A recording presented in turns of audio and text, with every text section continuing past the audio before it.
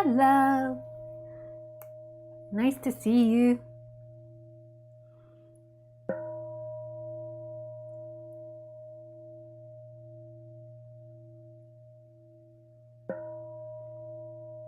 Ah.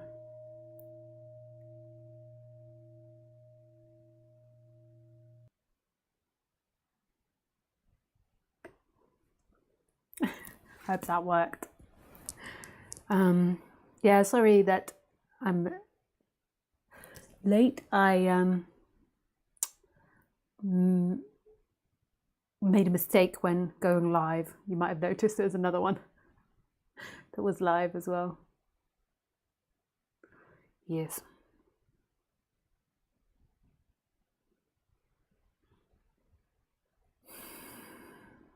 It's a nice welcome.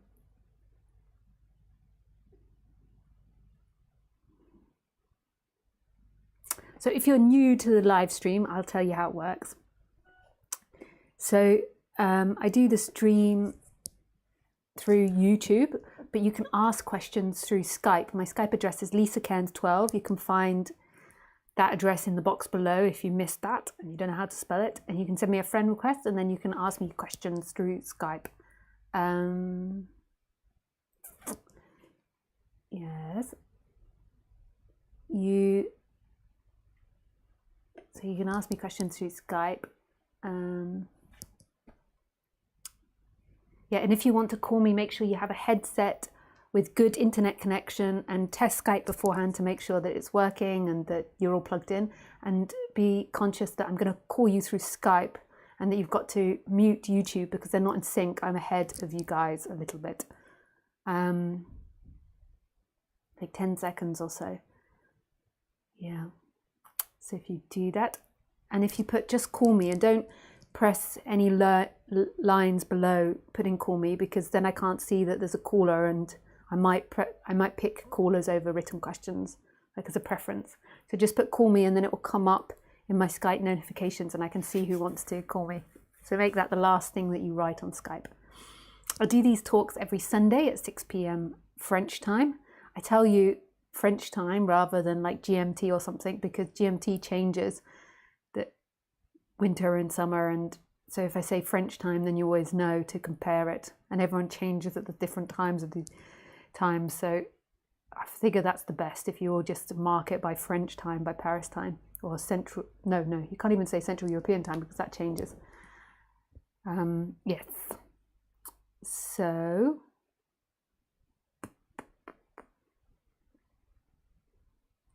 that's that. I start the talks at 6 p.m. on Sundays, but I don't normally come live till 6:10, so I wait for people to join and then I start the talk, and then I normally do a meditation for 20 minutes, then I do an introduction, and then I start taking questions about 7 p.m. so you know the order of everything. And these videos that you're watching now are unedited videos. You just get to see the full live stream with all the mistakes, all the bits and bobs hanging out all over the place. And then if you want an edited version of that, so you don't want the bits and bobs and the mistakes and me having to work out the technical stuff, then you can go to video clips, Lisa Cairns video clips, which is done by a different gentleman.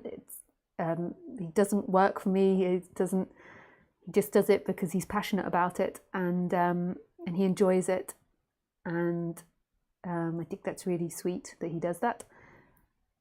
And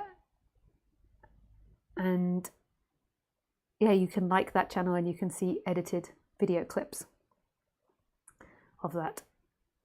And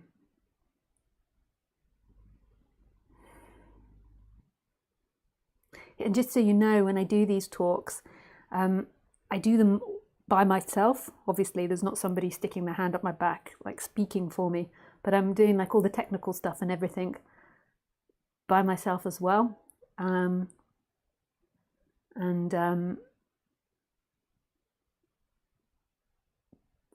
if there's a mistake or if you see that the audio's gone, then you're welcome to write to me in Skype, because I can't notice because I'm doing everything. I'm doing the camera angles, the cut, the shifts, the change, the dongs. Yeah, and I can't notice that that's happening. I see when other people do it, they always have an assistant helping them, like filming them and reading them the questions. I don't have that because I prefer to work alone. I have my partner who helps me with the technical stuff if I need help, which I often do. But I prefer to do these things alone, but it means that it's not as professional and maybe not as quick.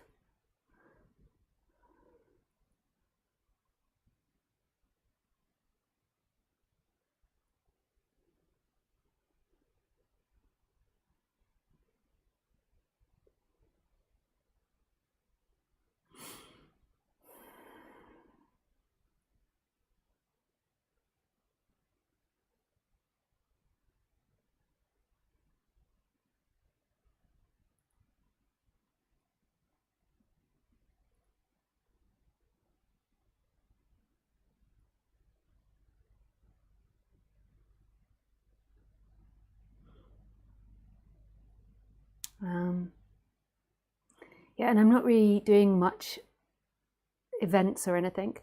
So the only thing that I have to advertise at the moment is my sessions that I do online.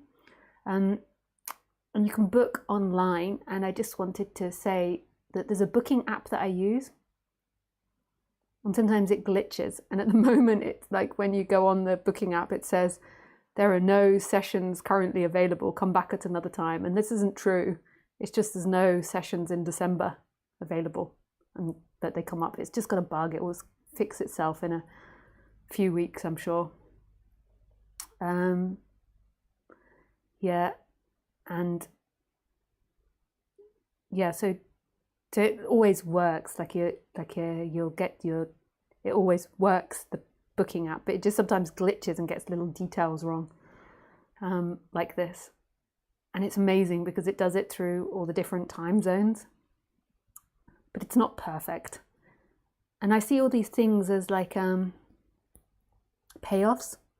So I see that I could invest more time into finding a more appropriate app and one that doesn't, well, I'm sure all of them will glitch. But because I want to do everything myself and keep everything small, it means that there are things like that that don't get done, like, and don't get updated. Like, I'd also like to make videos explaining properly like what happens in sessions, and I would like to explain chakras properly, so it could be clear on my website. Not that I don't do that every week, but I'd like to make videos so when people click on the website, they can just see these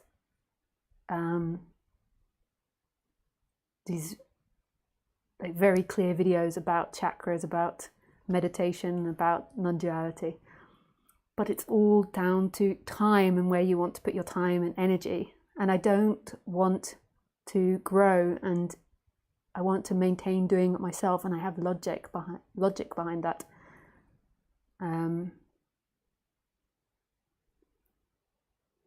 Or heart behind that, one or the other. So basically, I suppose what I'm saying is, like, just be understanding with these types of things. That I know on my website, there's also another thing that I would like to do is put more references on my website. There's so many things that I know, but it's just time and finding the time to do all these things. Yeah, and things like not coming live on time because I have a mishap and I do the sequencing wrong, so I have to then start again and go live. Yeah. But I would prefer that than to begin to get other people involved. That's my motto. To keep at a sustainable size and yet still be able to communicate this message. So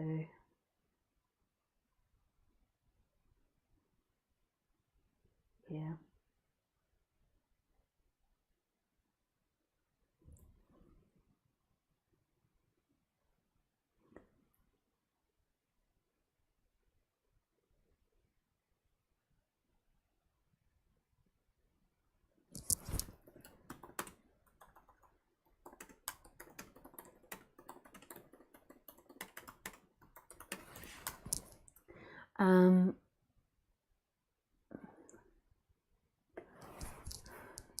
Yeah.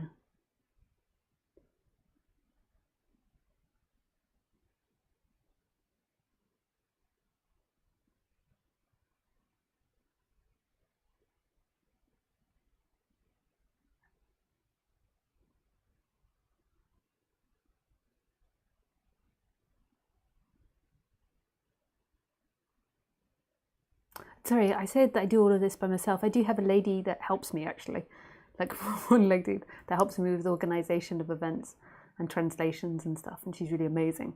But that's the only person, actually. So I do have someone that helps me. I didn't mean to disclude that. I forgot that. I meant with everything else.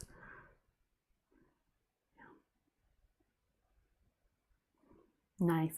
Okay, so we start with meditation.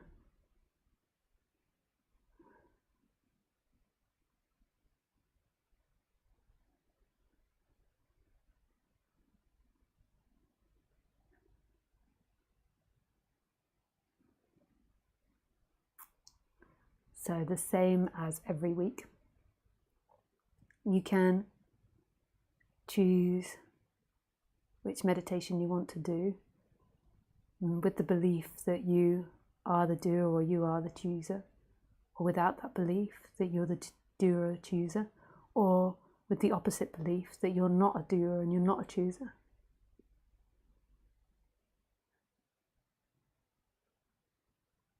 So you can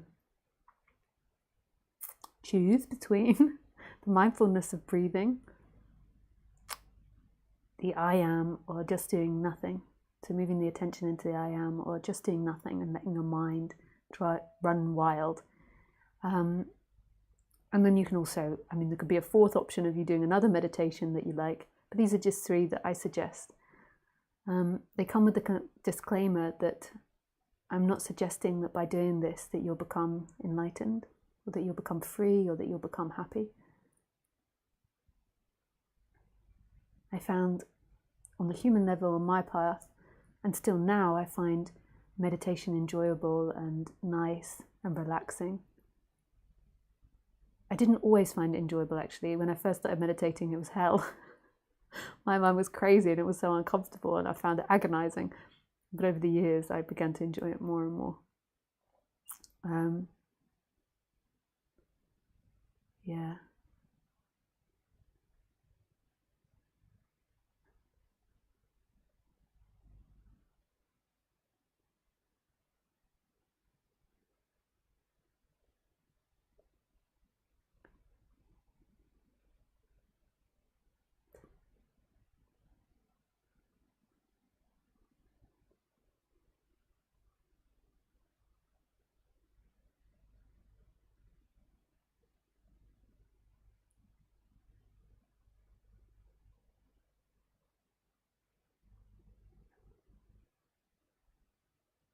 So the mindfulness of breathing is basically taking in a breath and counting 1 when you take in that breath, and then when you take in your next breath 2, next breath 3, next breath 4, all the way up to number 10. And then when you get to number 10, coming back to number 1 again. And that's all it is it's just counting the breath up to number 10 and then bringing yourself back to number 1 again. The next one is every time your mind begins to wander into something, into thought or ideas, you just move your attention back to the I am, back to the sense of being, or consciousness if you prefer, but back to aliveness, what's happening. And then the third one is just sitting there and letting your mind think or do whatever it wants. So it's a little bit like the idea of like shaking a fizzy drink, and then you just allow the fizzy drink to sit still, and eventually it will become, the bubbles will get less and less. Like if you opened it just after you shook it, it would be like, but I suspect it will die down. I think it still creates some sort of intensity when you take the lid off, but it will begin to settle. And same like a snow globe, if you shake it all up, then you just put it down and it will begin to settle. And it's on this momentum that you just sit there and you let it do what it wants, and it will eventually will find some stillness. And you can pick whichever one you want, knowing that there's nobody picking it and that there's nobody that is going to arrive at enlightenment, because who would arrive at enlightenment? Who is going to get enlightened? So there's a doing it because there's a knowing that it's healthy, there's knowing that it settles the person down, and that from that there's a possibility that maybe when the person's more settled, then non-duality can be heard. But we don't know about that for sure. We really only know what's happening, and everything else is theory.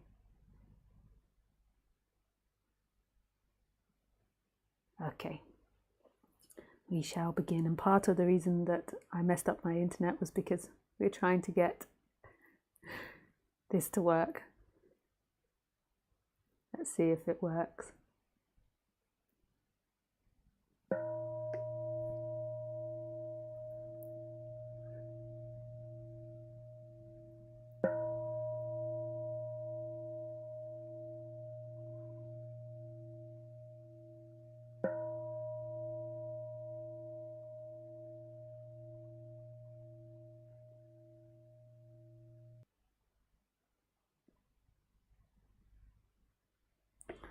Okay, so now you can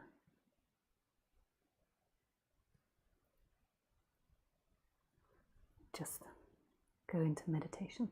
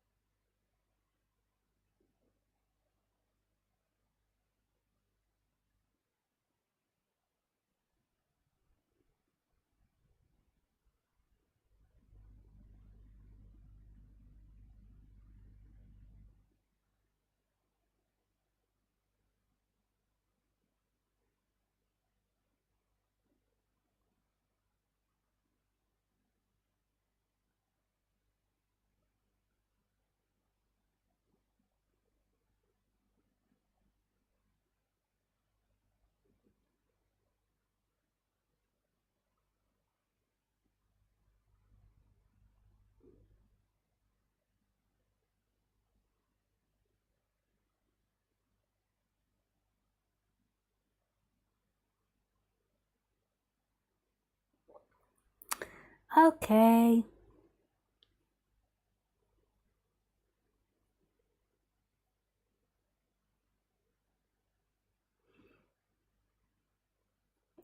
You can come to an end.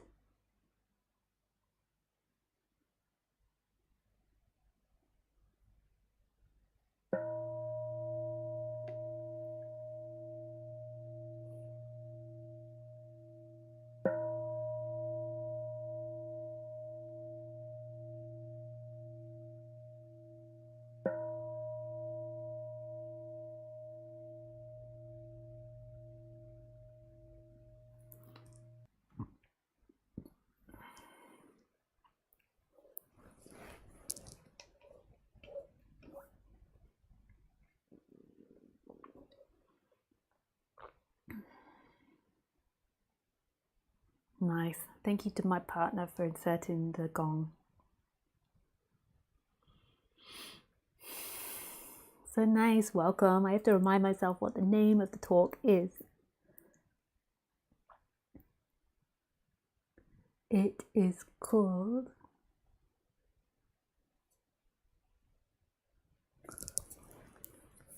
Hello. Oh, the meditation gong didn't work. Oh.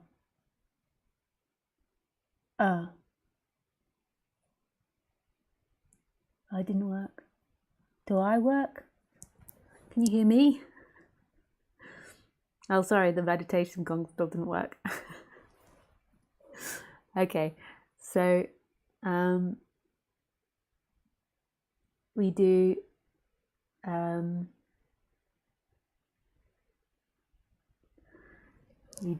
a just I'm saying, how can I become more happy? So what I used to really love about Roger and Ramesh's talks was that they very simply said that what the person wants is to be more happy. So on the human level, what the person wants is to be more happy. And I think that's really true. I don't think that you get into this subject really wanting to know the nature of the universe. I think that that's a more surface want, believe it or not.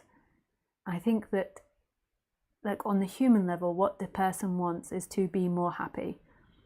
And I think as it becomes more disenchanted and more unhappy in society, it begins to ask more existential questions. But that's not always the case.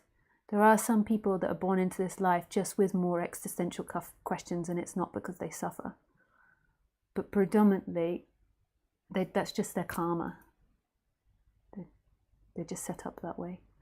But predominantly, most people get into this subject because they want to be more happy, and they're looking for happiness. And they're looking for more peace in their life. Or they're looking to find that childlike wonder that they used to experience in childhood.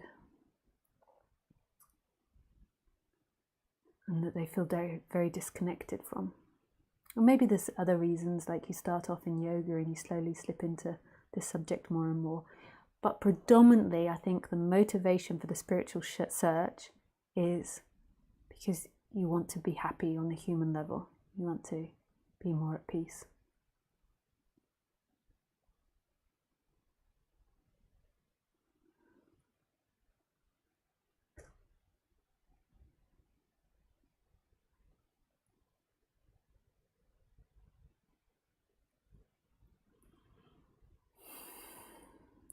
And I love that about Roger and Ramesh's teachings, because before that I'd really been on the existential page, like I am consciousness, and really wanting to become enlightened and wake up. And then when I was hit with this teaching, it was like a new confrontation.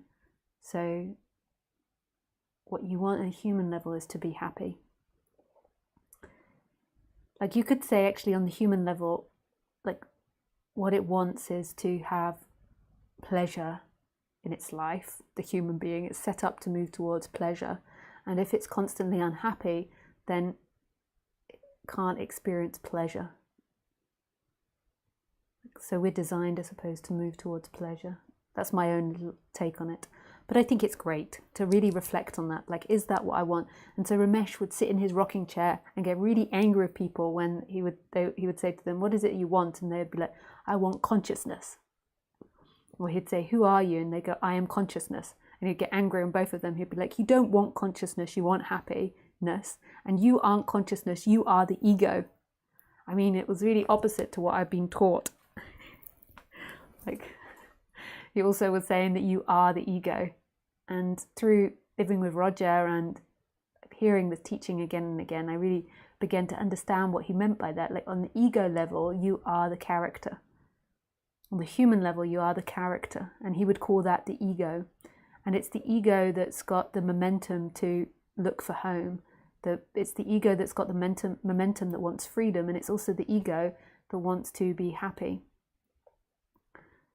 And then, you know, I was influenced by so many different teachers. These were my main teachers, but I was influenced by so many. And then I would say, and I don't know if it's what they would say, I can't quite remember, but I would say on that is that the suffering comes when the ego, it's so confusing because most people call the ego like separation, when the ego and consciousness become like this, and then you believe that your limitation is the ego, and you forget your connection. That's what Ramesh would say, connection to source. The connection to source is forgotten. They were so particular about it. It was really beautiful. And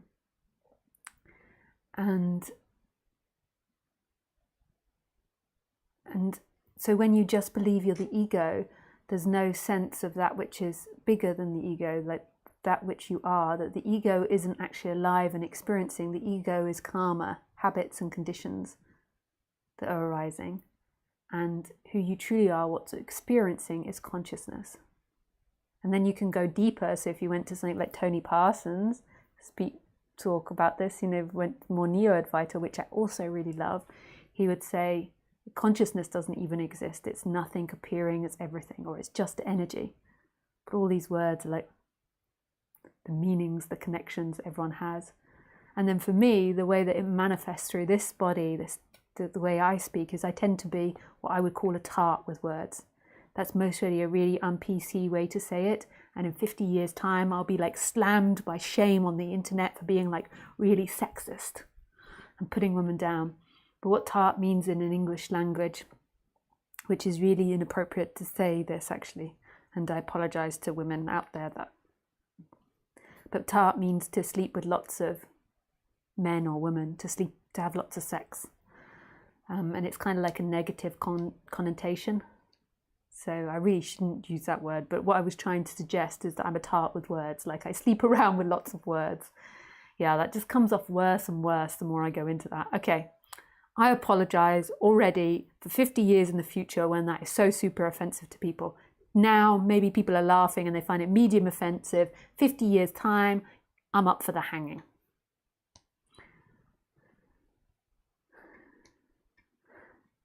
But by then, I'll most probably be kaput. Oh God, I could still be live. It could be 90. Could be. Both my grands made it to 90. Over 90. Okay. So,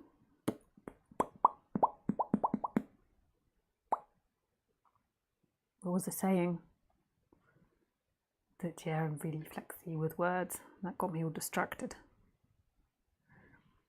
Yeah, but basically, it's when these two come together, the ego and consciousness, and you believe the ego is conscious, rather than there is consciousness of the ego. So your limitation isn't the ego. What often happens in spirituality, and which I did for many years, was that you believe that waking up is getting rid of the ego, and getting rid of all karmas and conditions. I remember when I was like 23 or 24, I studied playwriting at university, and I still write now.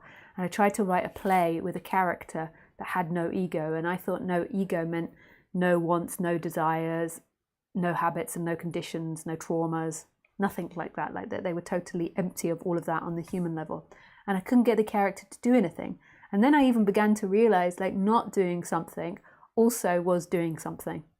So it was like I couldn't make it work. I couldn't write an enlightened character. Like whatever I did, he always had a want or desire. Even if it was to do nothing, that was a want and a desire. So there was always a character or an ego being formed out of that. It was really fun to do, but I couldn't do it, obviously. I couldn't write what I thought an enlightened person was. And then through years, through meeting Roger, through meeting Ramesh, I began to realize that each body has what they would call an ego and what I would call a character. Each body has karma, habits, and conditions. Now, when this separation happens, it does change the person. So there are qualities in the person that don't arise anymore. Predominantly, most probably it's hate that like the one for sure that goes. I can't tell with other things because it depends on the way that person's set up. So if they were like really passive, maybe they become more active and more dominant. Like, or it could be that they become even more passive. That's hard to tell, but maybe hatred and seeking, obviously seeking, which you could say is hatred, stop. And that influences the character, so that influences the ego, but that's not it. But we all go through these phases. So you go through a phase of thinking, okay, the person, the ego has to become empty. So it misinterprets the talks and thinks the ego has to become empty and tries to empty the ego out. And it's always like, it's like a magic hat, like keeps pulling things out endlessly. It's like, how many things could I possibly fit in there? And that never ends. However, I do recommend going through that phase because normally by the time you've got into spirituality, you've got a lot of very abstract and maybe negative thoughts and feelings that are happening. And so diving into the ego and doing healing practices and exploring it can help calm it down. My goodness, I was in a jumble when I left home and got into this subject. I was in such a pickle, and like my belief systems, and I mean, predominantly for the first 20 years of my life, like most other people, I believed that my thoughts weren't my thoughts, but what were actually happening.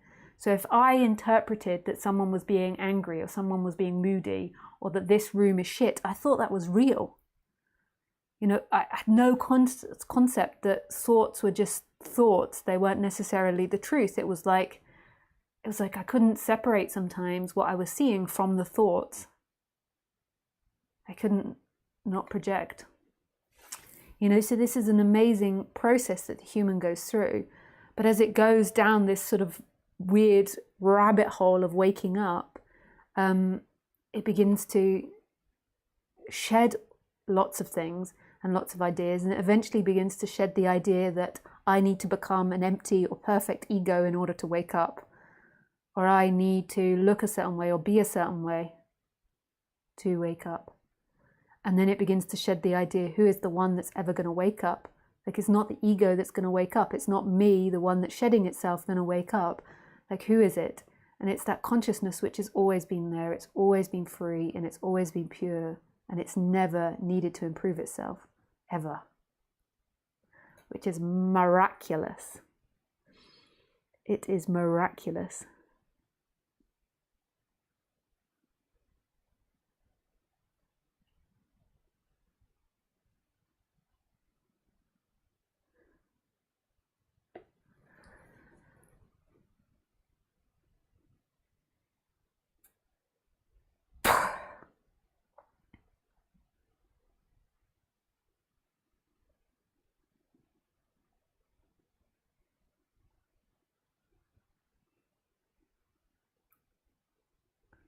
I love this subject.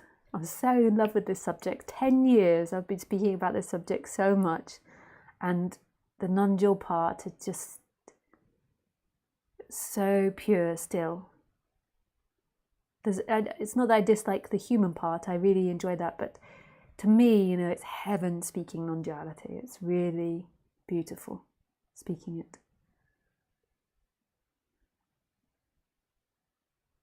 Most of the time. Oh my goodness. I don't know if it's me or if it's my partner. My partner is insanely honest. I've never met such an honest person in my life. I used to think I was fairly honest, like I could tell porkies. And then I met him, and I used to think I was empathetic, and then I met him, and I was like, oh. And so now I find that, if there's something that's not slightly right, like I always want to go and correct it. So I wanted to say, I said all that stuff about how much I love it, and then I was like, yeah, but sometimes, if people are in resistance to it, so if someone I'm speaking to about it begins to really dislike it or get really angry, then it's not very nice speaking about it. But you don't need to know that extra bit of information, because it's not like intentionally there is dishonesty there. It's just that when you tell stories, there's always going to be exclusions of other parts of stories. But I think because I spend so much time with my partner, it like influences me. And I think like an already overly honest person maybe becomes overly honest about everything. But I do still lie sometimes. Yesterday I stole one of his cakes that my mother had sent him. And then later I asked him if I could have one to see what it tastes like. And he said, but you've already had one. And I was like, you lied. I did.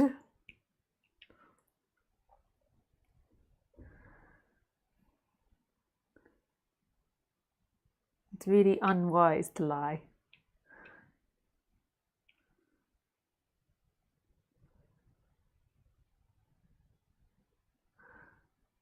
Someone said to me, it's the most stupid game to play to lie.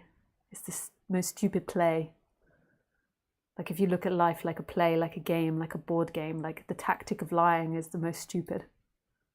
Which is sometimes we don't think that because we feel so victimized by people that lie. But it really is. I can be really stupid sometimes until I'm porky. Yeah. But it's a very stupid play. It just doesn't work. It's a disaster. It just hurts people.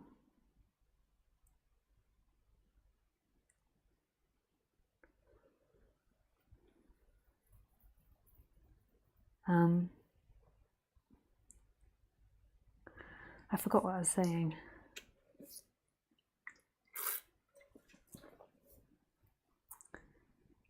Yeah, I just love non-duality, expressing it.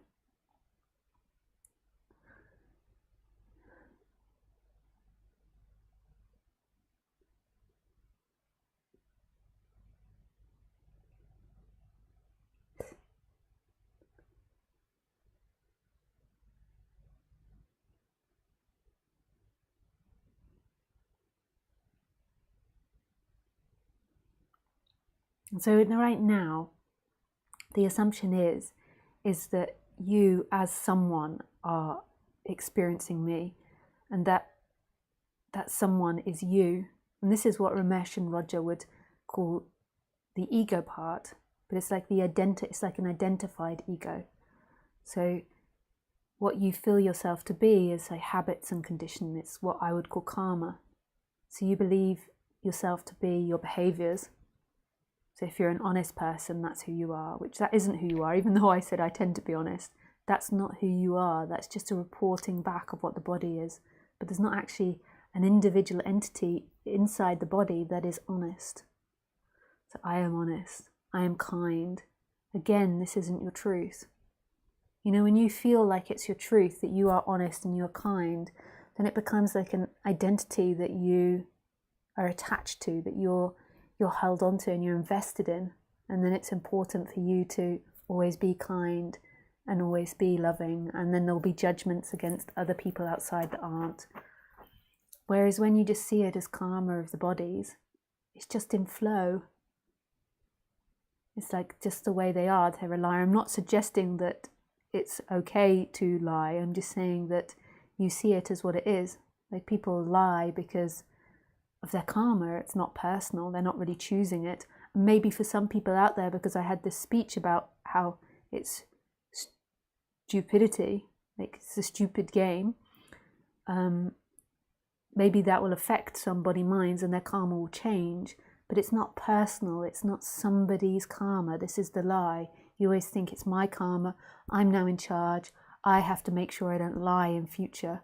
Whereas actually there is information being imparted, and just like there is rain going into the soil, that it might influence that body, like the sunlight might, like the wind might, like the cars might, like the street lights might,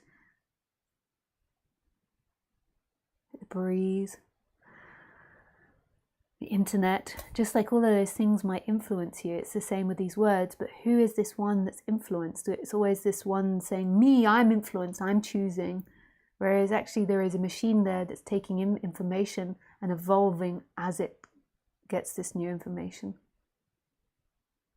And this is called karma playing out. So everybody is like walking around karma. So it's really nobody's fault if you are a liar, or if you know a liar, or if you've been deeply scarred by someone lying to you. It's actually nobody's fault. There's nobody that's guilty of that. They're just acting out. That doesn't mean that you put up with it. Like if you've got somebody that lies in your life a lot, all of us lie to a certain extent. You know, if you're trying to steal your partner's cake, or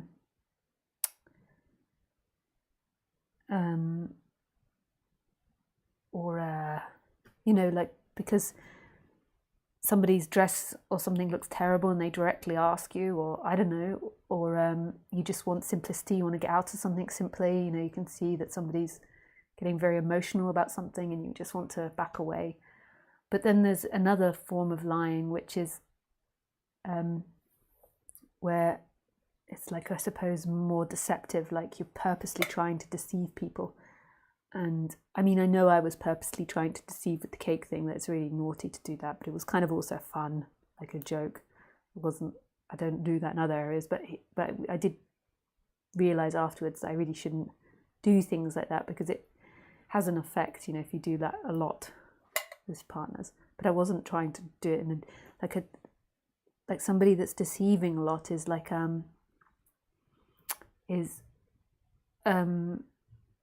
you know, really trying to manipulate the other person and play the other person. And that's most probably dangerous to be around, because if you're playing from predominantly honest and they're playing from predominantly lying, then who knows how difficult or what they could be wrapping you up in. Like, so when you're emailing them or writing to them or speaking to them, they know the lie that's going on. So they know that there's lots of lying going on and deceiving going on. So who knows what you're getting involved in? You think that everything that's on the surface is what's happening. So they could wrap you up in all types of webs. That's my experience with liars, is like, it's if they're really, you know, like if they really are deceiving a lot, then it just is, it's dangerous in your life. Like it can bring your life a lot of trouble to be around, you know, and what they say to other people as well. And yeah, it's not a good idea. But the person that lies, it's not their fault at all. They're not guilty. So if you lie, or if you are honest, either one, or if you're blaming someone that's lied to you, it's nobody's fault. It doesn't mean you don't get upset when you find out the lies. That's very human and natural. It's shocking and disturbing to find that out on the human level. But deep down, there is a knowing that they couldn't be any different. You can't really go into hatred of them. They could not be any different. They're perfect the way they are. On the ultimate level, on the human level, change is desirable, but it's still perfect, and they couldn't have done it any differently. And if you looked at their life, like if you stretched it all out and looked at every occurrence, you'd really understand how that being got into lying and why it lies. And, you know, just as you've evolved to be honest because of everything that's happened to you in the past, and it's completely impersonal, and your karma that came into your body, which is completely impersonal, they've had that karma of that particular body.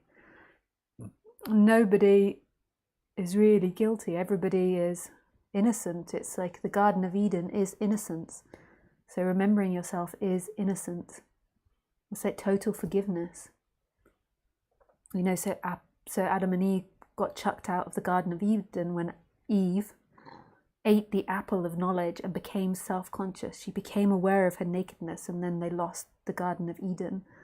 And then to me, going back into the Garden of Eden is remembering and knowing on a level beyond the human that it's all in flow. There's nobody that's individually acting.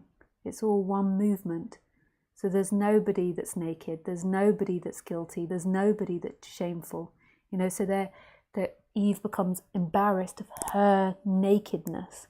Like it's a representation. Like what nakedness means is like it's self-conscious. So it doesn't mean like I would be embarrassed to walk down the streets naked now. I mean, I could do it. I could surrender, but it would be embarrassing. Like it's embarrassing when you wipe your bottom and then you trail a big line of pooey toilet paper out of your pants. But it's also like you can surrender to it and laugh to it. It's like, yeah, that happens to us all. But in that moment, it's embarrassing when someone's like, so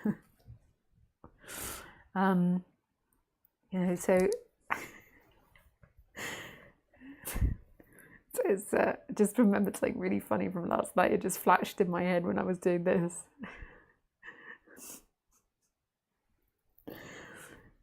Anyway, so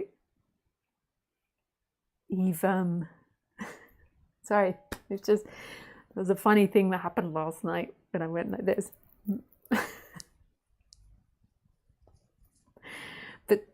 So it doesn't mean there's not momentary embarrassment. Like that's part of being human. It's meaning something different.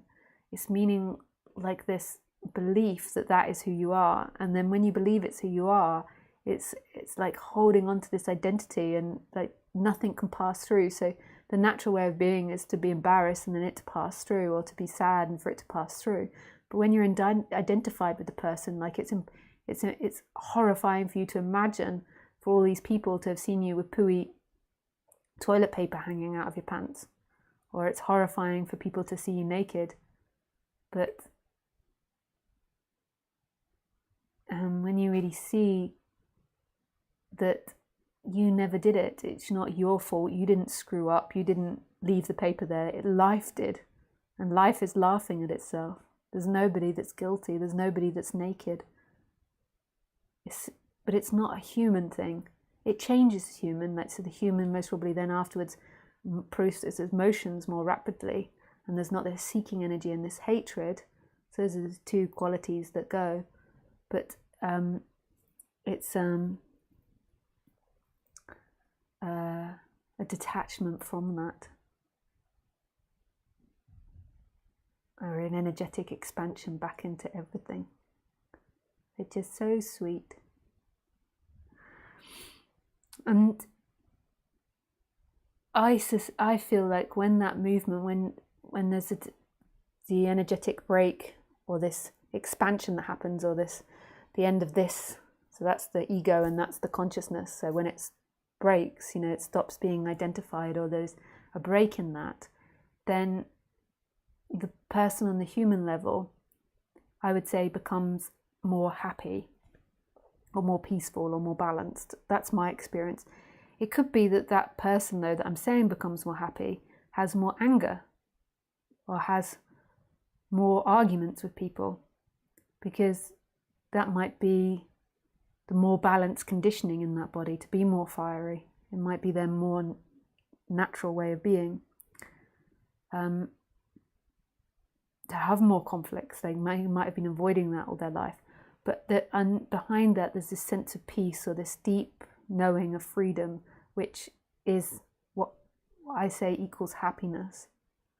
So I speak a lot about like all my issues on the internet, because I try to make it really clear about it not being getting over your issues. But more than likely, I would say, after what happened 10 years ago, this awakening, like I would say, I suspect, even like 99.9999% sure, I don't like to say 100% sure, because I know how bad people's memories can be, and but I would say that I'm a lot more happy and a lot more peaceful. Like I just know from my behaviors, like I used to have these meltdowns, and I don't really have them anymore, like emotional meltdowns in relating, and get angry, and those sorts of things don't really happen. And just overall, I feel excited to be alive. Even when I feel sad and crying my eyes out, there's this like intimacy with being alive. And I think I go from emotion to emotion a lot quicker. But, you know, I also know that I don't know, like the memory is a weird thing. It's a weird place. And who is this person? And really all we've got is now, and that's not so relevant. But because I named the talk, what did I name it? How can I be more happy, become more happy?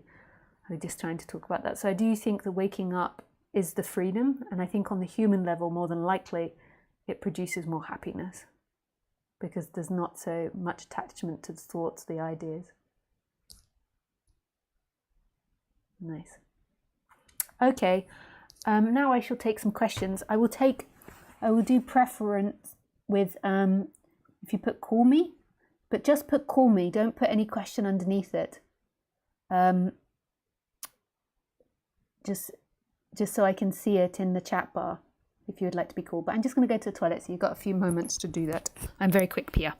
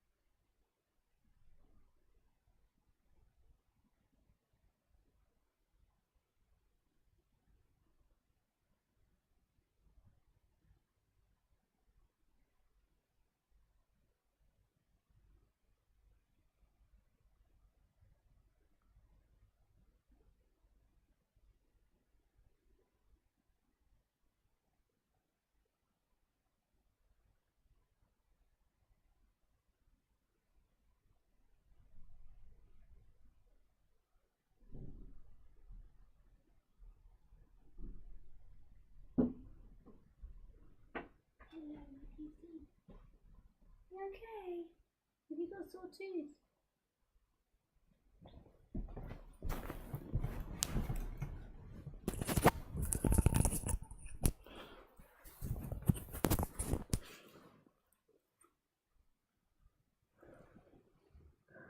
Okay.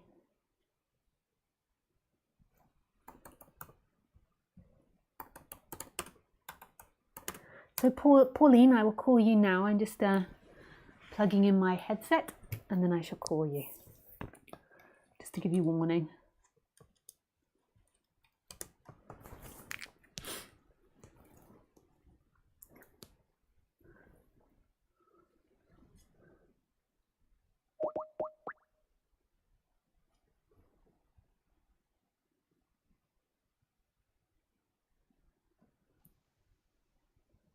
Hello. Hello. I can't hear you. YouTube. Oh, hang on a sec. Let me see why I can't help you hear you.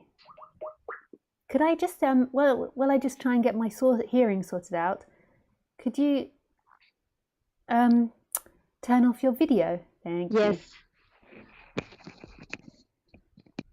Hello, I can hear you. Hey, Pauline. Am I saying your name correctly? You can't hear me now? Hello. Okay. What am I doing wrong here? Okay, so I've got black hole. Got Skype. Black hole microphone. Oh, okay, maybe that is headset as well. Built-in microphone. And then that one is black hole. Okay, let's try again.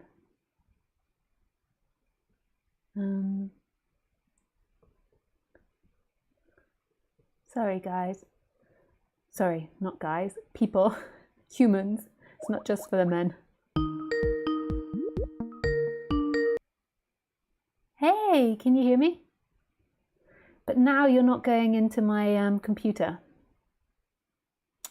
Just one moment. Just let me see if I switch this.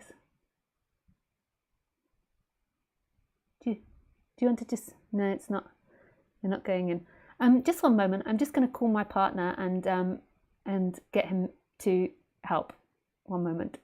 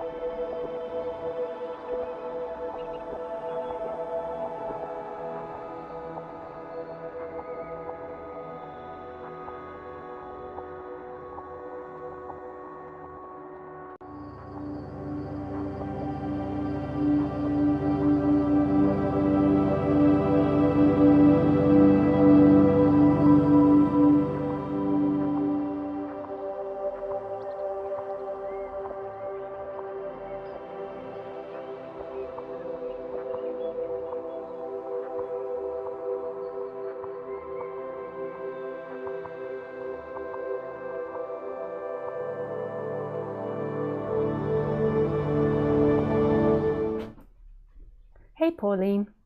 Hey. Is it working now? Hello? Hello? Yes?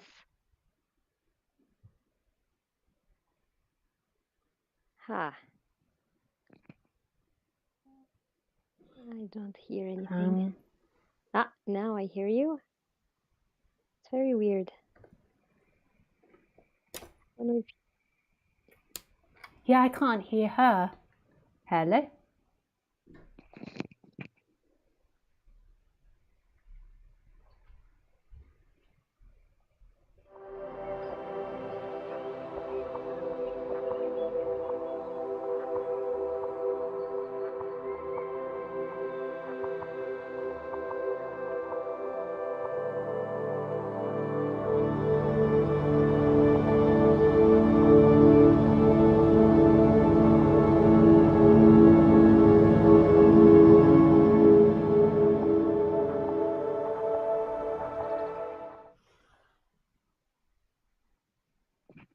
You can hear me, Lisa? Hello? Yes?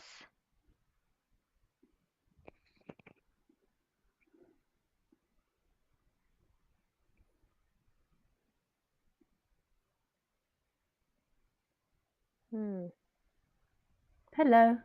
Yes, So she's speaking, but it's just I can't hear her. I can hear you. But it's like I can hear you when you're...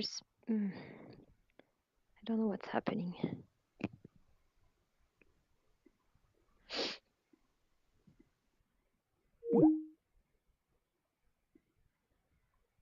Maybe you have to put that one too.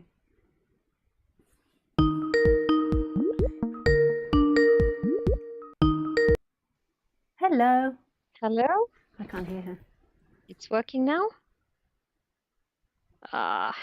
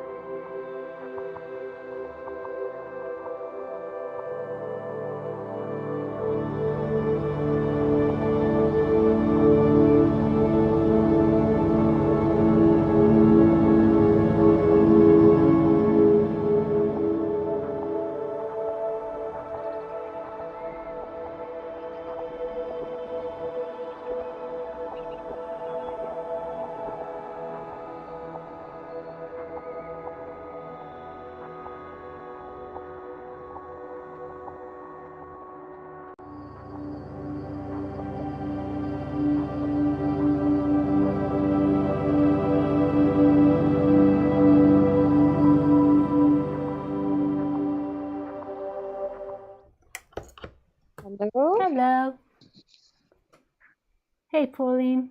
Oh, no, Hey, I can't hear Lisa. you. We give up on live calls tonight.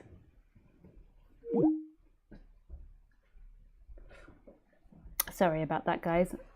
I don't know what's... We put in this gong, and then just by putting in this gong, we messed up the whole system.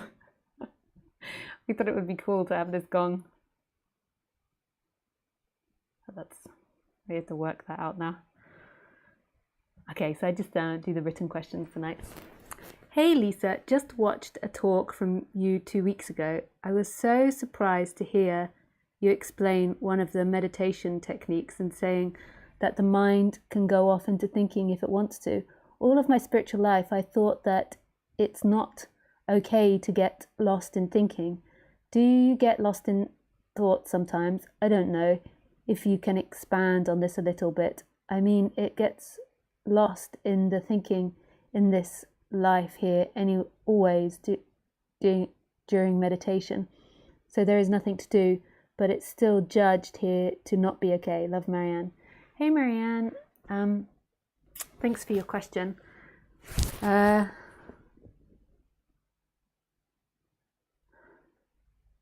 I get lost in thinking. So if I do meditation, I was actually doing it tonight, and I normally always just do sitting there. I don't normally do the breathing one, but I just thought I'm just going to try the breathing one. I haven't done it for so many years, and I was thinking, and I thought to myself at one point, wow, I really don't get lost like I used to do. And then after I said that, about 5 minutes later or something, I just went off into thought, and then I was like, oh, okay, yes, I do. So yeah, that's not what it's about. Like what that does is it's training the thinking mind. The mind is like a muscle, and it's training the thinking mind, and that's really beautiful to train the thinking mind. But it's not it.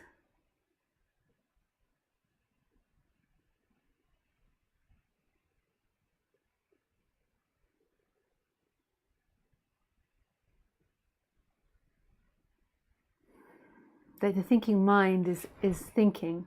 So it's not about not thinking. Like, what is it that's conscious of the thinking? So there's something that's still beyond that doesn't care if you think or don't think. So putting attention into the present moment isn't actually the present moment, isn't actually consciousness. Like there's something that knows that you're doing that. Often we think that our ability to move attention is the big consciousness, but there's something that's conscious of that. So the one that's doing that practice and that's trying to stay still is a functioning that's being watched. It's not the watcher. And when you're waking up, people often think that what I've got to do is I've got to settle down and stop that functioning of moving attention and thinking. Whereas actually that is happening. There's something that knows that's beyond that. And that's the freedom. It's really impersonal, the freedom. The person always thinks it's got something to do with me. What I think the meditation does is it really can settle the mind and settle the person. Like I know I'm a lot more focused than what I used to be. So it settles the thinking mind down, and it's great training. It's like doing weights. It's so good for the mind. But that's not it. That isn't the freedom.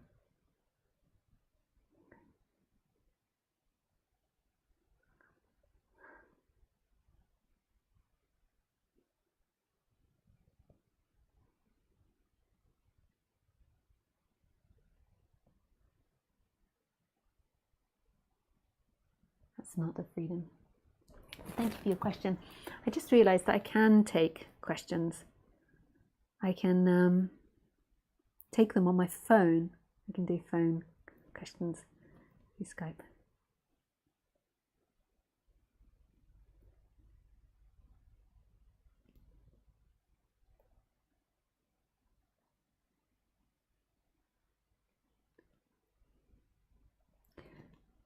So,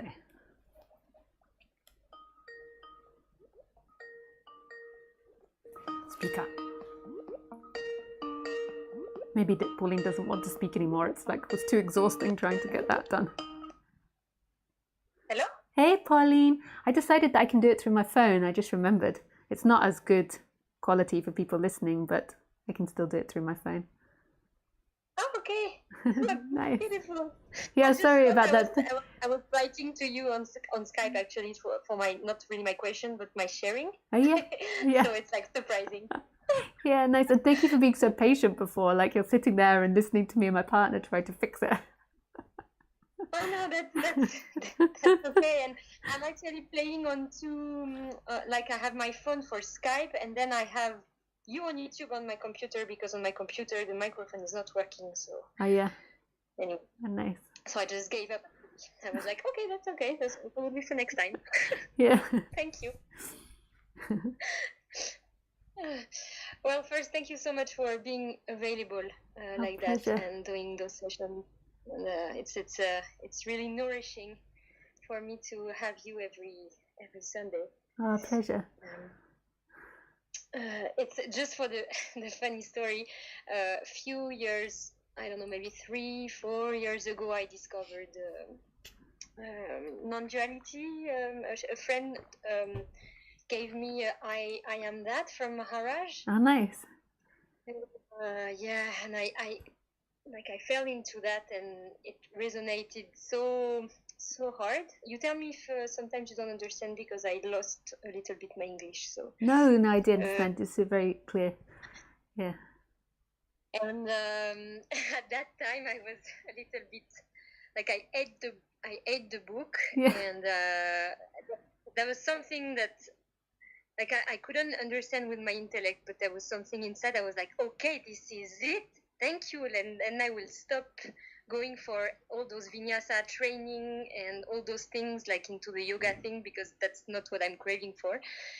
But at that time, I thought that all like there was no enlightened people alive. Yeah. I was just okay. Well, I will just have to sort this out by myself on the book anyway. So thank you very much for being alive. That's very sweet. And that's such an intense book, first non-duality book to be given, I Am That. It's really beautiful, but really intense. It's very intense, and I should say that it triggered me a lot, because I was at that time training to be a yoga teacher, and I fell into this, let's say, trap of going very ascetic, because I have like a personality structure that is very not self-confident. There's a lot of lack of love for myself, so I was like, okay, I'm not, I have to be like this and like that, and to be enlightened, I have to be like this, like that, and I really became really like, how do you call that? A little bit like fascist with myself. Yeah, yeah.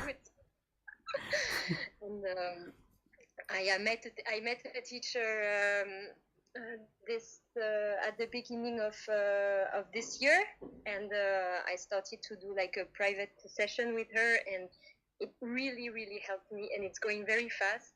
And nice. And now I discovered you, and it's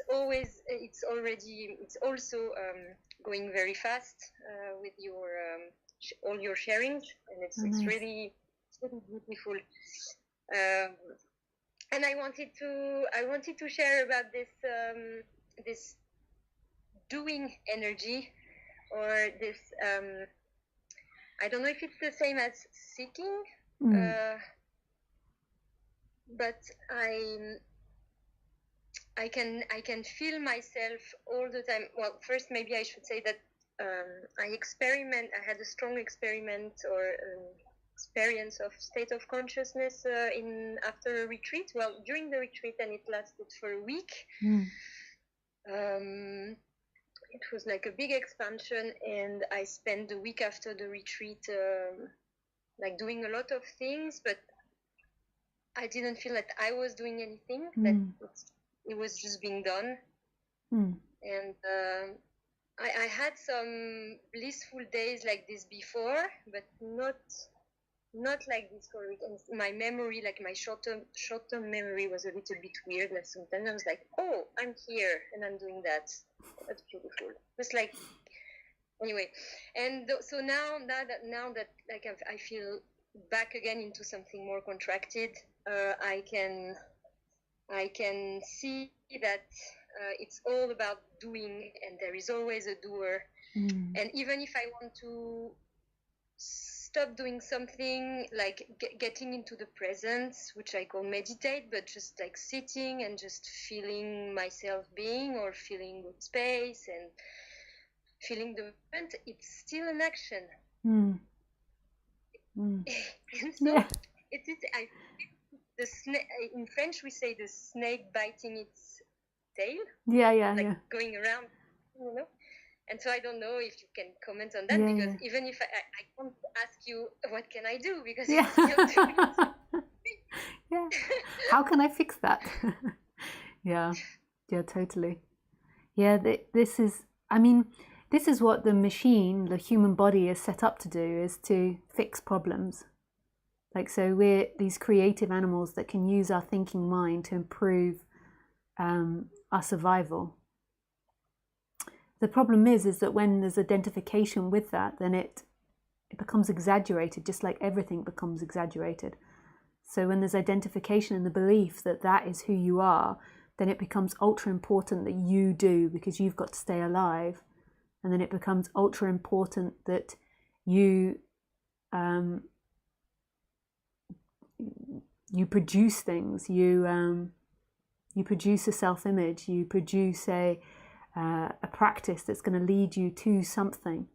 And that's probably the most important part, is that leading you to something, because you disappear without something for you to get to. Like, you is always in time, and the way that the you in time appears is by what you've done and what you're going to do and who you're going to be. And that's like the biggest attachment. It doesn't mean that there isn't planning that happens, but there is nothing better than what's actually happening. This idea that tomorrow is going to bring you more freedom, this idea that the next moment is going to be better than this moment, is the lie. So when you had that awakening, there was a deep knowing of that, I'm sure. Like, that freedom took over, and in those moments you didn't want to be somewhere else. You didn't need the time to hurry up. Like, doing happened, so doing your everyday life happened, producing things happened, but you didn't need the moment to fast forward. You didn't need to live for something in the future. You were just doing it. And that's the difference. Exactly.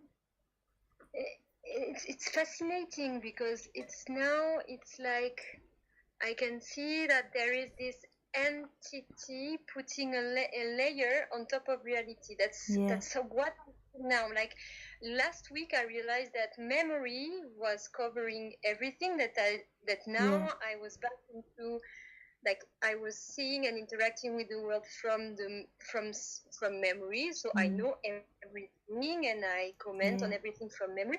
And now, like, that's what I realized yesterday or this morning. I was like, but actually there is also this layer of, it's like I'm covering reality with the eye. It's something like this. Yeah.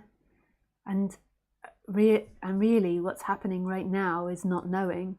Like, right now, in this moment, you don't know who you are, you don't know what you want, you don't know where you are, you don't know anything. There is just presence happening. And then the thinking mind comes in and out, telling you stories about what's happening. And when you've lived your whole life identified with the thinking mind, like, unpeeling that can be very scary, because if you take away all your knowing in time, or your memories, your ideas about the future, then where are you? And that's very scary, to not be anything on the human level. But this is like, the body comes with an ego, so the body comes with a character, a way of being.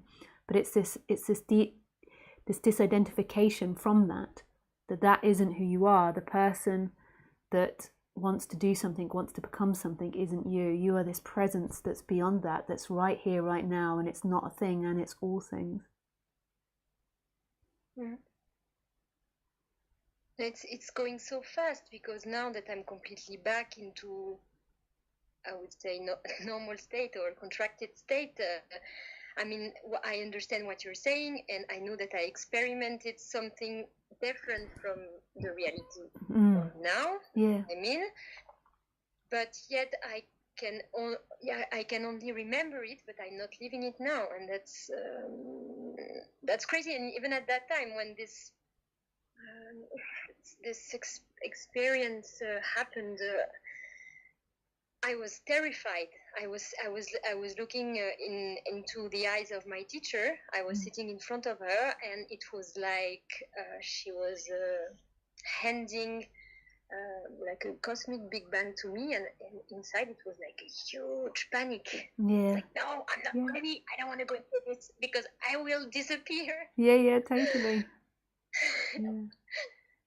Yeah, so and it still did something, but yeah, and the biggest fear of the person is that I'll disappear and I won't be able to survive anymore. Like that's what it really fears. Because in a way we invented this ego, like this identity in time, to help us survive better. So obviously the opposite to that is that we'll survive worse, or this is an unconscious presumption, because like the time has enabled us to stop dangers, to do really complex things for our survival. So like to drop into the moment, it like activates this fear that you're going to die, that you're not going to be able to survive, which it might make you function less well in society. Like so, but it also might make you function better in a way, because you'll have less stress and you'll be more in flow. But it also might make your memory worse and like make you care less about doing certain things. So you like maybe more risky in doing things. Who knows though? But it basically activates this deep fear that you're going to die, and that there'll be terrible consequences for you. Like if you're not in control, if you're not running the ship. And it's so obvious that would happen, because the thinking mind, the ability to think and use time, has really made survival very strong for most of humans. So it's really elevated survival. And it's taken out a lot of diseases. It's made our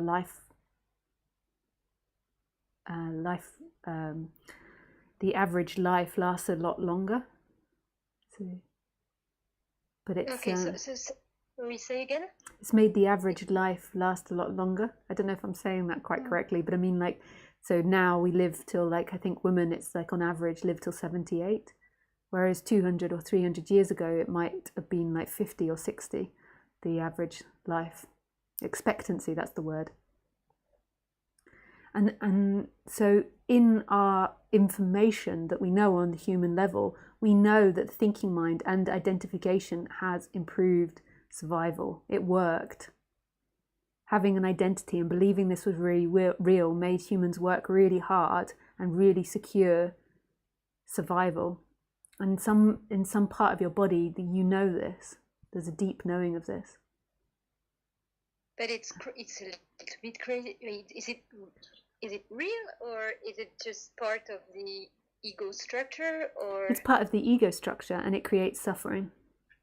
And ultimately, like, real and unreal, like, that begins to, like, nothing's really happened, but apparently in the story it's happened. And in that story, the ego has made us survive really well. The identification with the ego has made us survive really well. But it's created suffering, a lot of suffering. Yeah, it's actually it's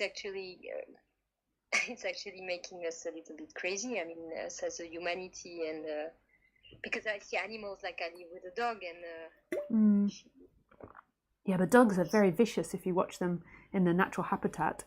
Like I used to live in Thailand, and I've got a Thai dog, and they're genetically not domesticated, so that means that they are not selectively bred to be passive, and they were fierce. Like the dog that, like, I often saw dog fights and I learned that when dogs fight seriously, like, blood goes everywhere. There's two types of fighting. There's like fake fight, where they're just kind of playing each other, like trying to dominate the other, and then there's like proper fighting, where their blood like goes everywhere, it sprays around everywhere, and they properly fight. It's really vicious.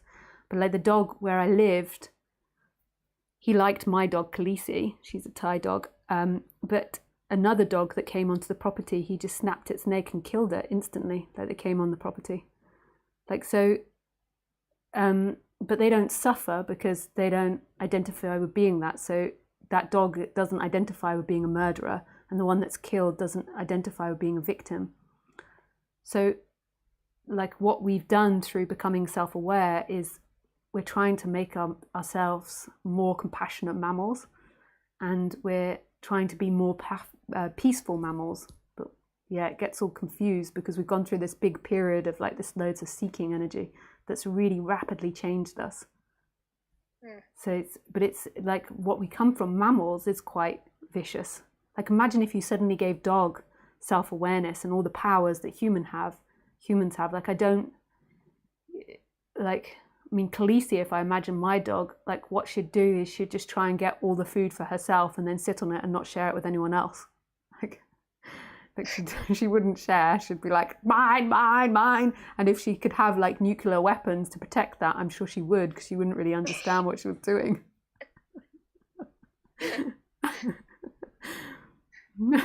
Like, so we're trying to evolve past that, and it's been like a massive process. Like we've come from mammals, like this, and then we're becoming self-conscious, and we're evolving, and it's really magical and spectacular. And I presume now that we've got really good at surviving and we're creating AI, so our life is becoming a lot easier. Hopefully now.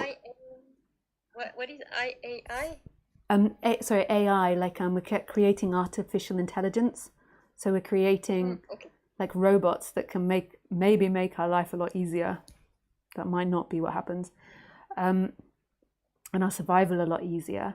And then hopefully what can begin to happen is we begin to then look to our happiness and to being more balanced. And then this seeking energy and this identification can be really questioned and maybe disappear in society.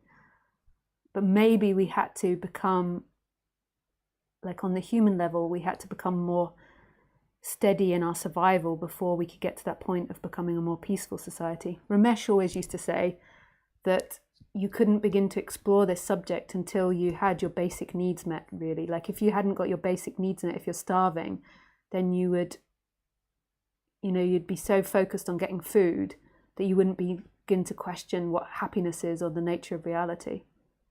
And so maybe that's true of our society. Like we have to become a more peaceful society, like so people are getting fed and people aren't starving, and then we can begin to question happiness and the nature of reality. And it's beginning to happen, like so Western countries where there is more stability. I think that this subject is growing rapidly because then people begin to question what is happiness when they've got all those things met. But I don't know in the end. Like this is all theory, and then who knows in the end. Like this moment is so mindless.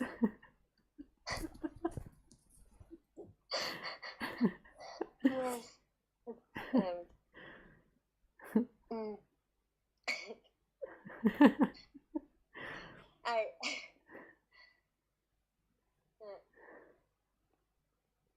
It's like it's so good to hear and to speak about this, and at the same time sometimes when I just move back and I'm like, what's the point? Yeah. and it's like the mind is I don't know the word in English, disjoncté, like an electric board, and sometimes the electricity goes off. Yeah. And sometimes in my mind it does, like it's almost like this. It's just like almost crashing because it's yeah. What is that called in English? It's like a surge of power goes through, and it now I forget that word in English now. But yeah, that's so funny. Yeah, it is. Yeah, it's also mindless. Like right here, right now, it's totally mindless. Yes, and it's beautiful because most of the time it's a little bit more difficult for me through Skype when I'm in presence of well, I only met the teacher that I have right now in person, but the mind goes up, meaning that like all the questions they arise, and then they cannot go through my mouth, or if they go through my mouth, I can feel that the energy is going, let's say, from my pelvic area up to the head, and then the mind is going on, and then up the question goes, but most of the time I already have the answer. Yeah. And it's fascinating. It's just the human. I mean, I'm completely fascinated. Yeah. Okay. Yeah. I'm actually going to start to study again in September. Going back to university, and I'm 35, and I'm going to study psychology. Oh, nice. Just to. I mean, this questioning that. This talking and following your teachings and my teacher teachings, that will be my let's say my main thing. It's the environment I'm in anyway, like I cannot close the door, but it's also interesting to go into more human or and I think it's amazing to have more people that are into non-duality also being psychologists as well. Like, I don't know if that's your destination to become a psychologist, but I also think that combination is really beautiful. So you can work with the person until they become more balanced in their life, and then begin to bring in this subject. Exactly, because I teach. Well, I teach yoga. I guide, let's say, postural physical session. Well, it's not that physical. They could sleep during the whole session, but that's what I do. And during the confinement, the lockdown, I would say, I had 2 calls from 2 persons, and they really, really needed help. Like, the mind was really, really too much active. They couldn't sleep, and they had really, really bad situations. And I only had, I guess, like non-dual words, and I knew that I couldn't talk to them about that. It was not possible. And so I was like, sorry, I can show you how to breathe and how, like, and then I was like, okay, maybe I should study psychology, so I have the vocabulary, and I have because it's hard sometimes just to use those words. Yeah.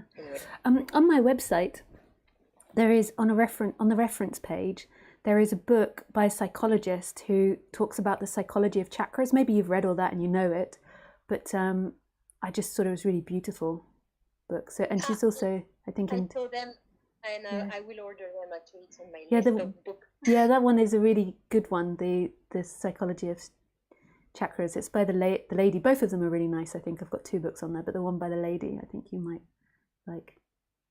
But nice, lovely to speak with you, Pauline, and thank you so much for being very patient when we were trying to work out how to get it to work, to get Skype audio to work. Pleasure. Thank you so much for calling me back. Yeah, nice. Thanks a lot. Have a lovely evening. Yeah, you too. Thanks. Thank you. Bye. Bye. Nice. That's so funny tonight that I give this whole talk about how I do this by myself and, you know, sorry about all these things, and then the Skype completely, the audio goes. It's almost like I did it. By saying it, the energy created it. It's funny. Love you, Lisa. Or I was psychically knowing it was going to happen. Not saying that I did, don't take all that too seriously. Hey, Satya. Hey, Isabel. The gong worked, but the Skype didn't. They compete with each other. Hi, Andrea. Lovely to hear from you. It was Osborne who reminded me, and now I joined in. Hope you are fine. Love to you. Yeah, love to you, Andrea. Nice to hear from you. Hi, Paul. Love your small scale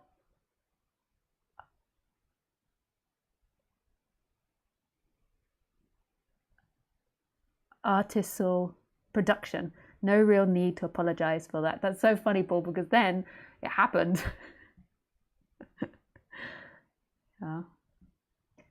Wishing you and everyone a happy, healthy new year. Peace, love, and truth. Oh, thanks, Carmela. Yeah, next time we speak, it will be next year. It's always nice to be able to say. Hi, Nick. The meditation gong did work beautifully, and yes, you're here.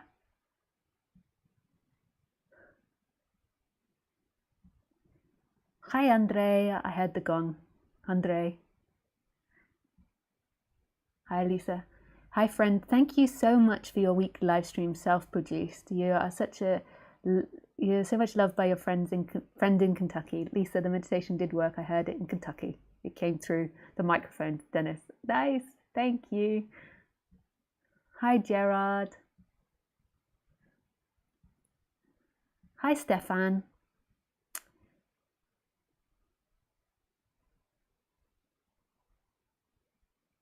You are generous with words, more PC. I like to say that people are not responsible, but they need to be held accountable. This perspective radically softened ideas about punishment, etc., and the experience of guilt and shame. Nice, Stefan, yeah. That's a nice way to be it, to say it. Just like if Khaleesi caused damage for something, then her body is held responsible, but we clearly know that she has no clue that it's bad in the human world. But yeah, if we don't, then she'll do it again, more than likely. And then that's disruption for others. What are your thoughts on astrology? Have you checked your chart based on Vedic astrology? I did once have my Vedic astrology read in India. Yeah, I like astrology. Ramesh was really into astrology. I remember one time, I'm sure I've told you all this lots of times. One time, this talking about being PC, there was this young girl that came and with her uncle, and the uncle was saying, it's like asking the guru what to do with his niece, because the astrology charts had matched her with a man, arranged marriage, and matched her with a man, and they were a perfect match, and she didn't want to marry him.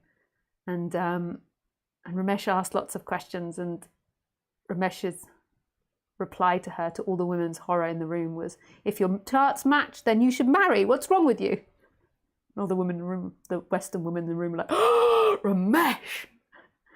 But yeah, they like that system, and it works for them. Who are we to judge? Yeah. But I don't get into it that much, just because I have too many things that I'm into. I can't get into astrology as well. Good evening, Bea. Lots of love to you. Hey, Thomas. Happy holidays, Lisa. Thanks, Thomas, and to you too.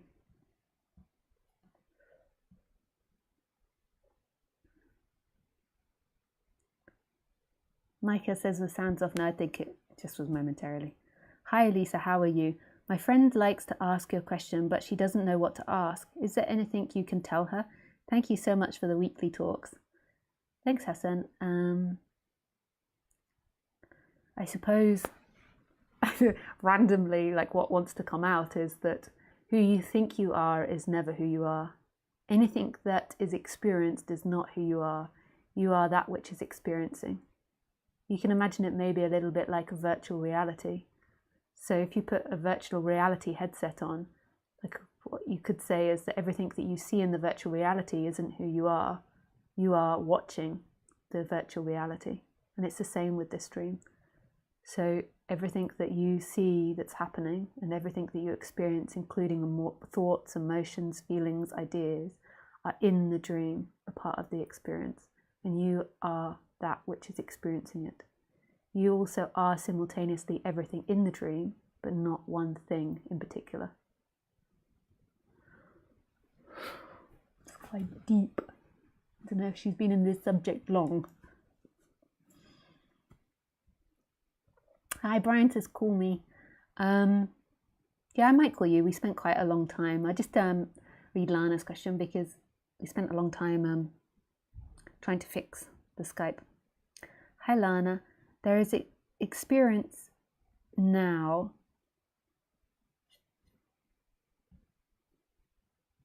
of a lot of anger towards the ego, because it's the arrogant way of thinking. the arrogance of the ego, and it causes a huge powerless feeling. There is a huge feeling of being forced into a very unwanted role, and then it's realized that that is just happening the way it appears, and the ego isn't agreeing with that, with what is it is. Again, very frustrating. Yeah, it's like the ego is having an argument with the ego. So you've got like the ego, and then you've got part of the ego that's like angry with the ego for being forced into a role. So it's all part of that same energy, and all of it's being watched. And the freedom comes in seeing that which is watching the ego, not from fixing the ego. But you can find a lot of relief from fixing the ego. You know, like the ego can get itself into a right tiswaz. So if you find in your day-to-day life the most of your life is not set up the way you want, then you can like go to a psychologist, you could go to an energy worker, you could go to lots of different people. You could also book a session with me that look at why a life is manifesting that you don't want, what's happening inside the ego for that to happen, and working that out and understanding that can change it and relax it, and that anger can dissipate. And then when there's not so much focus on the anger, so the anger becomes really tense, and there's lots of contraction, there's lots of seeking there, and when that relaxes, then non-duality can maybe be heard more. I don't know how to say that correctly, but if you imagine the ego like clouds, and like when you're angry it's like a really dense thunderstorm, and then the consciousness is the light shining through. Like when there's this dense thunderstorm, like all the focus is on that, and as the clouds get thinner and dissipate, then light can shine through easier. And it's not that you need to fix the ego or get rid of it in order to know yourself. It's just, I think it helps take the focus off all the suffering inside the body and inside the person, and the longing for change and the seeking. And as that's reduced, then there's something else that can be known. I mean, that's not quite right, but it's like, it's near enough, you know. I can't really put that in words correctly, but it's near enough. I hope that makes sense, Lana. So anger is normally connected to the solar plexus. That's another thing you could do on the human level, is explore the solar plexus and look things up for the solar plexus on the internet. Thanks, Lana. Oh, there's lots more questions appeared.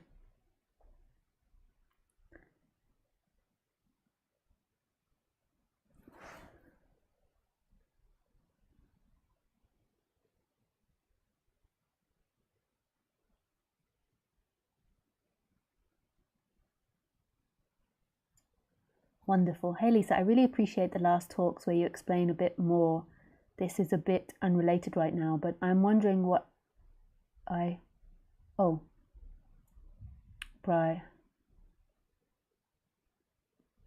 today. Hey Lisa, are you saying I should be alright with men using me since we are all animals and not good? I wish be in a loving relationship with respect. Is that the ego? I'm absolutely not saying that you should be alright with men using you. Like, I'm sorry I'm laughing, like I'm not laughing at you. I'm absolutely not saying that. And I understand that the mind can make that into some form of sense of it. But no, I'm absolutely not saying that. Like, I'm saying that consciousness accepts everything. So it accepts being in prison, it accepts being in hell, and it accepts being free and happy. Like, and it doesn't judge, it loves and holds all of it equally. You could say this moment does. And the remembering of that is a freedom. But on the human level, I'm not suggesting that you accept things or don't accept things. Like on the human level, I suggest becoming more balanced so you can understand your barriers better and what's acceptable to you and not, and understand the chakra system. So being more in balance on the human level, that's what I'm recommended. As you become more in balance, then maybe the selection of men that you pick will change. But not all the time. Like sometimes someone can appear really lovely, and then as the relationship goes on, they change, or karmas come up from them, or they get traumatized, or past things come up and their energy changes and they maybe become abusive or something. So it's not always the case. But it's something that you can look at as to like your feelings about that and your boundaries. It also can be somebody who's like really empathetic with really weak boundaries, can let in people that are too pushy and too needy or toxic. So there's lots of things that you can explore on the human level. So I'm absolutely not saying on any level that you should accept abuse. That is totally not what I'm saying. So yeah, thank you for bringing that up, because the mind, it's good that that's cleared up. So thank you for your question. Hey Maria, hi Lisa. I liked hearing your funny story about stealing your partner's cake. Recently I've been noticing that I am acting very lazy. I don't really have a problem with this happening, but at the same time it feels uncomfortable because there are things I want to do that I'm not doing. I'm not sure whether to let myself do what I want and be lazy, or to force myself into things. Neither option feels quite right. Do you have any advice or comment? Thank you.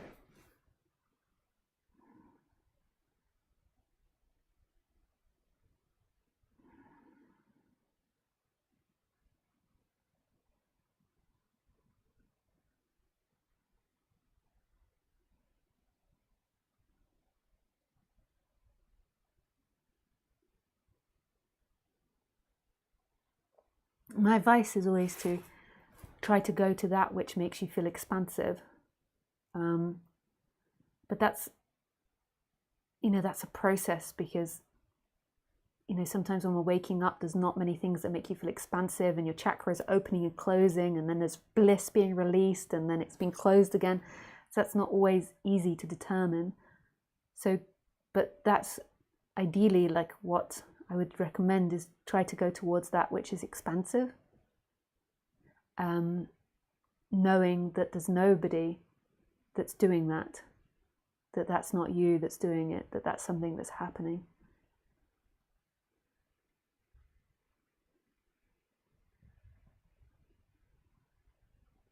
Nice. Thanks, Maria, for your question.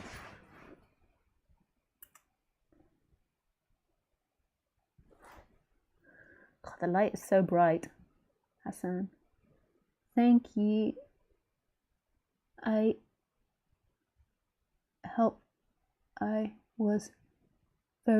It was very helpful. Thank you so much. Nice. The light is a bit bright. Yeah, but maybe I don't find. Well, now I feel like going on more. Okay, so call you Brian. Oh, that's the wrong place to call you.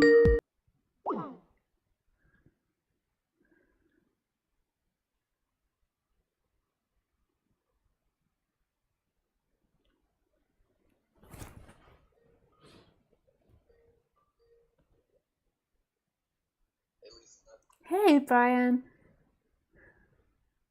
We maybe don't do such a long question tonight. Can you hear me okay? Oh, shit. Yes.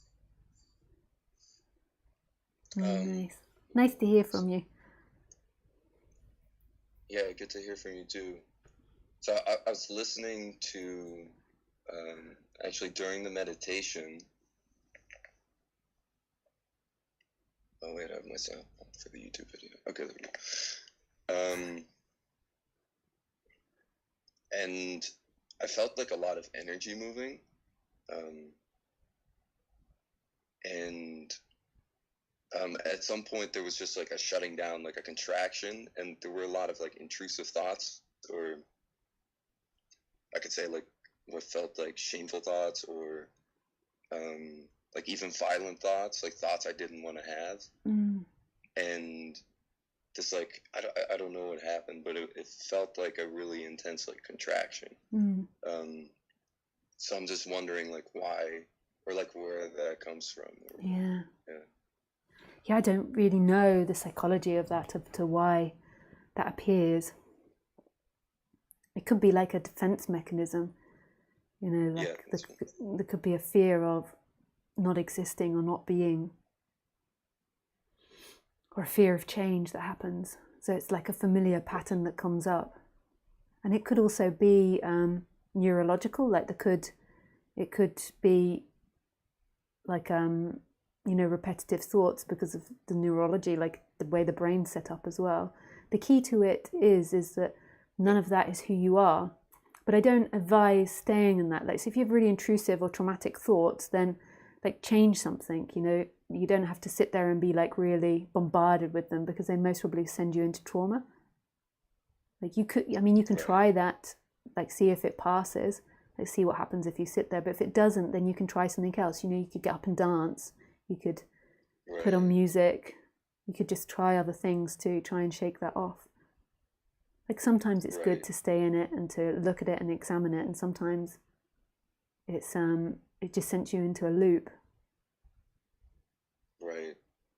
Yeah, because you were talking about lying, and I was like, maybe, I feel like this is a little bit OCD, maybe even, and I have had that in the past, but like, I was like, maybe I'm lying to myself.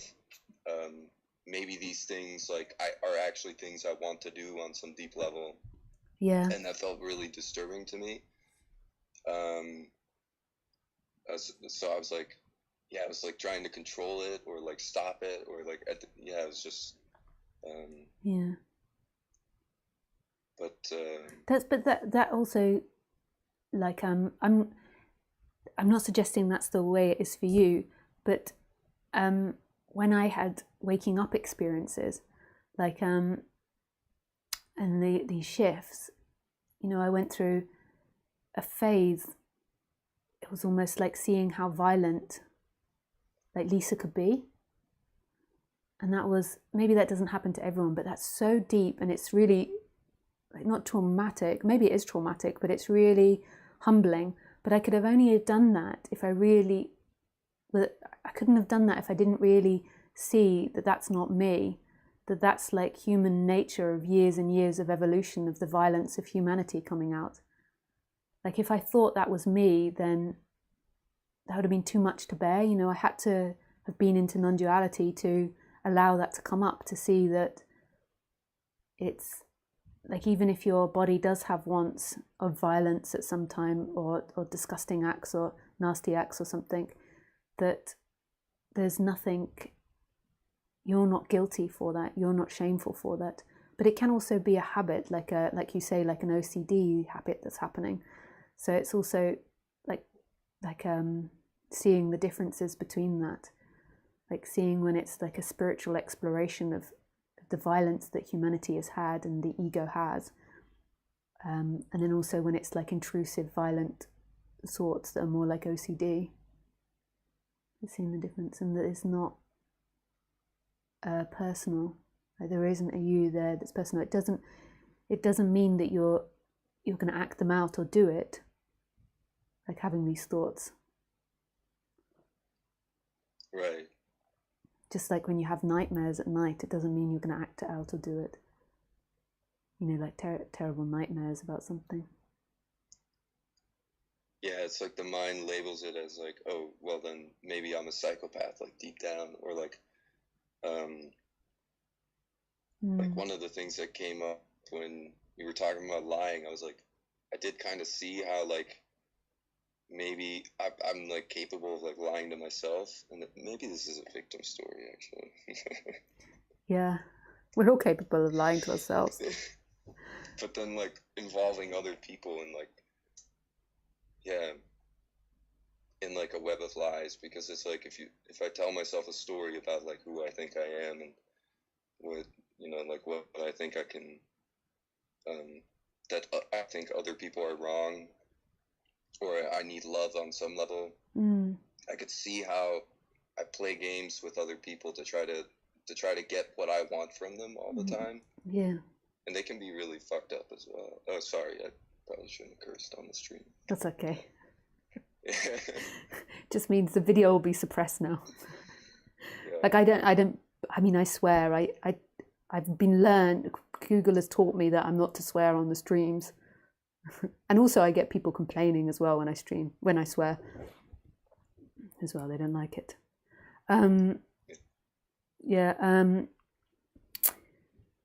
Yeah, I forgot, hang on, that just distracted me now, so I've got a memory like a fish.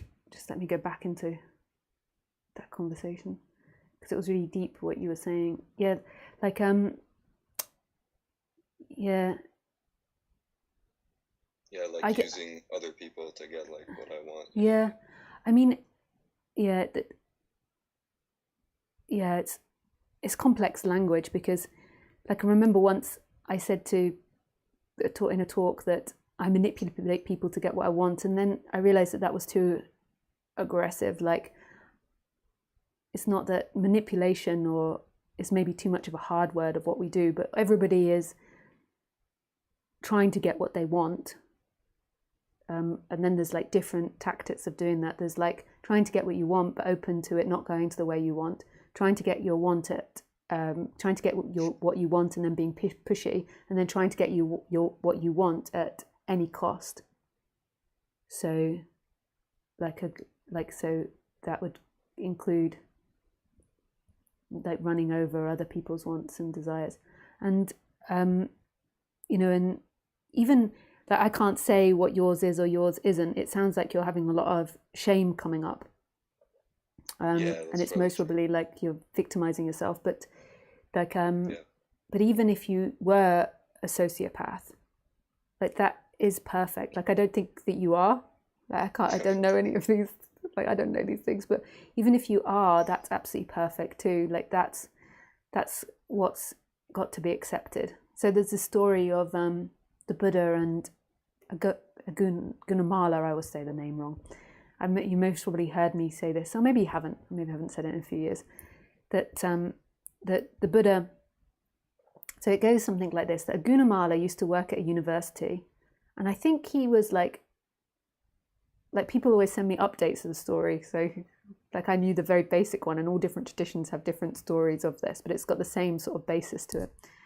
And he used to work at a university, and then something happened where he had a falling out, or there was some sort of challenge, and he went and lived in the forest, and he decided, maybe for research at the university, I can't remember exactly, but he decided that he had to kill 100 people and put 100 people's fingers around his neck on a necklace.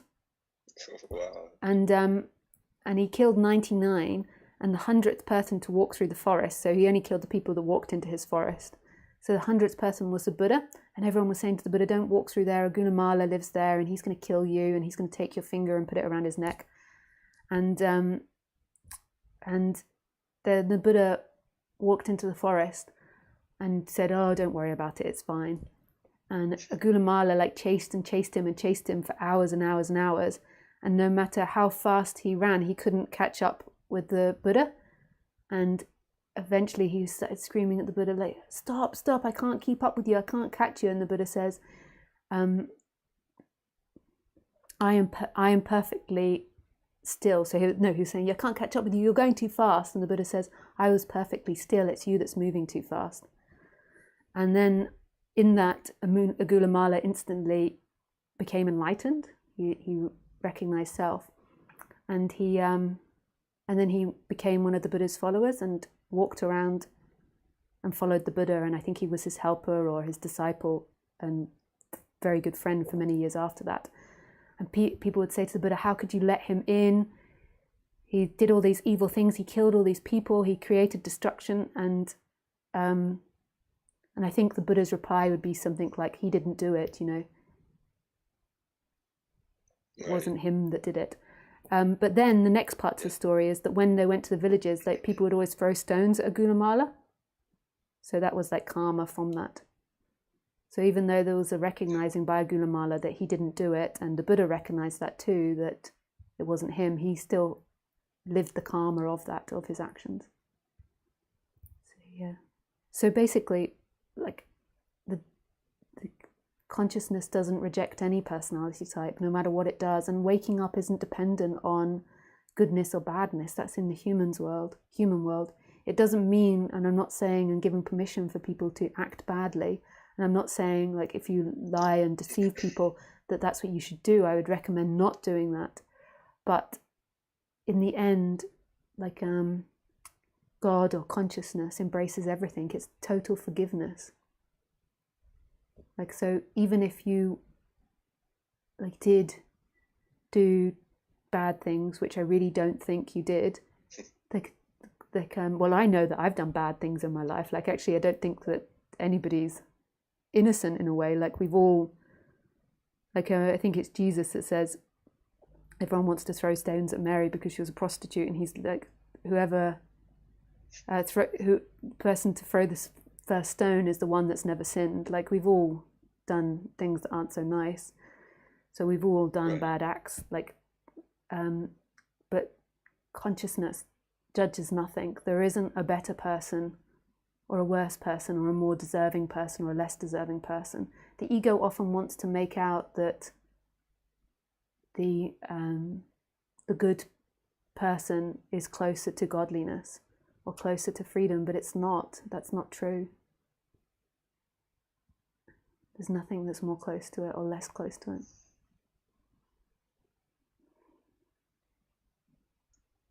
Yeah, so it's really like attributing the thoughts that are just happening to like a self, or saying that's me.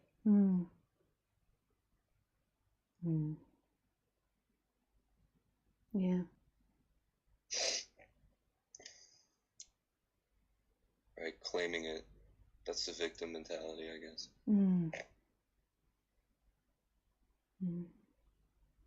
Yeah. What I think what just happened is like it's just like, yeah, I think it's like energy was just moving. Shame came up, maybe guilt came up, intrusive thoughts come up. Yeah. And then totally. like not staying as the I am, and then identifying with that as like that's where the fall happens. Yeah. Doing something different can sometimes help, like putting on music can help in that situation. Yeah, and moving the body I think is really important for me. Okay. Nice, thanks for sharing that, Brian. Yeah, for sure.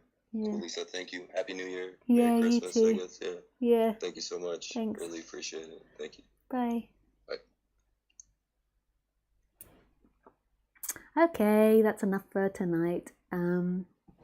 I wish you all a happy new year, and thank you for all your questions and sharing and being patient when I have internet problems. Hopefully on YouTube you can just, not internet problems, computer problems, you can just fast forward that.